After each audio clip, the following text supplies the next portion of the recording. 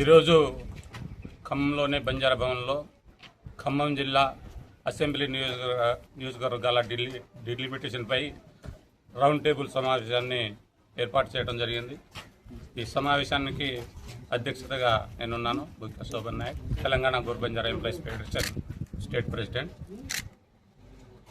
మా కోరిక ఏమిటంటే, అన్ని సంఘాల కోరిక, ఏవైతే నియోజకవర్గాలు ఏర్పాటు చేయబోతున్నారో వాటిలో భౌగోళిక స్వరూపము, భౌగోళికంగా పక్కపక్క ప్రాంతాలని, పక్కపక్క మండలాలని, ప్రతి 3 మండలాలను కలిపి ఒక నియోజకవర్గంగా ఏర్పాటు చేయాలని, ఆ నియోజకవర్గంగా ఏర్పాటు చేసేటప్పుడు జనాభా సమతుల్యతను చూడాలని, ఎక్కువ జనాభా సాంద్రత, బంజారా జనాభా సాంద్రత కలిగినటువంటి ప్రాంతాల నుండి ప్రజల్ని తీసుకెళ్లి వేరే ప్రాంతాల్లో మిక్స్ చేసి ఆ యొక్క రిజర్వేషన్ స్ఫూర్తిని దెబ్బతీసేలాగా కాకుండా, దాదాపుగా 8 నియోజకవర్గాలు కాబోతున్నాయి ఖమ్మం జిల్లా కాబట్టి 8లో కనీసం 3 ఎస్టీ రిజర్వేషన్ వచ్చేలాగా ప్రభుత్వము, కేంద్ర రాష్ట్ర ప్రభుత్వాలు, అదేవిధంగా ఎలక్షన్ కమిషన్ చర్యలు తీసుకోవాలని, ఆ రకంగా ఉంటుందని మేము ఆశాభావం వ్యక్తం చేస్తా ఉన్నాం.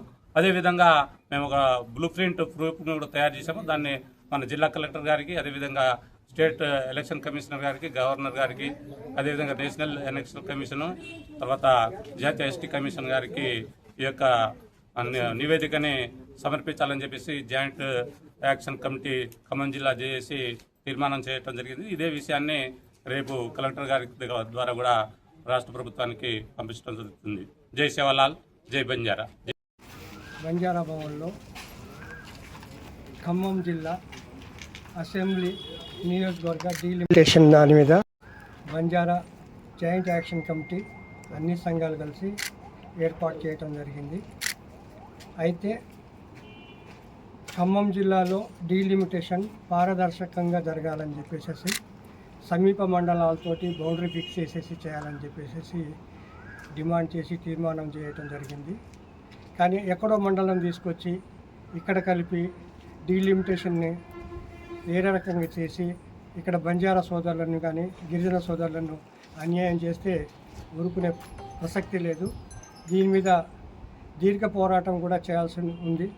గతంలో కూడా పాలేరులో ఖానాపురం హవేలీ కలపటం, ఖమ్మం సిటీని వదిలిపెట్టి ఖానాపురం హవేలీ రావటం, అదే రకంగా కారేపల్లిని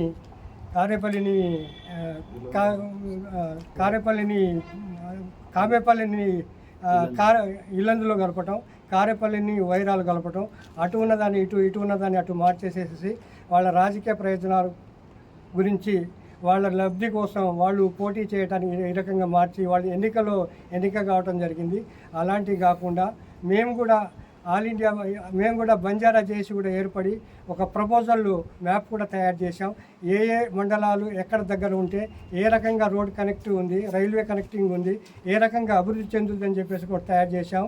వాళ్ళు కూడా ఏ రకంగా ఎక్కడో ఉన్న కల్లూరుని తీసుకొచ్చి సింగరేణి మండలంలో కలపటం అంటే దాదాపు 60 కిలోమీటర్ల దూరం ఉంటుంది. అదే కల్లూరు, తల్లాడ, వైరా చేస్తే 22-23 కిలోమీటర్ల డిస్టెన్స్ ఉంది.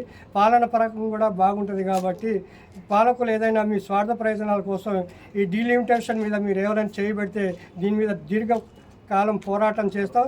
దీన్ని ఊరుకునే ప్రసక్తే లేదు. దీన్ని ఎంత దూరమైన పోవటానికి కూడా మేము జాయింట్గా all India Banjara joint action committee దీని మీద మేము పోరాటం చేయడానికి కూడా సిద్ధం ఉన్నాం. కాబట్టి పారదర్శకంగా మేము మ్యాప్ చేసాం, అది కూడా రిలీజ్ చేసాం మీడియాలో. దాన్ని పరిశీలించండి, చూడండి.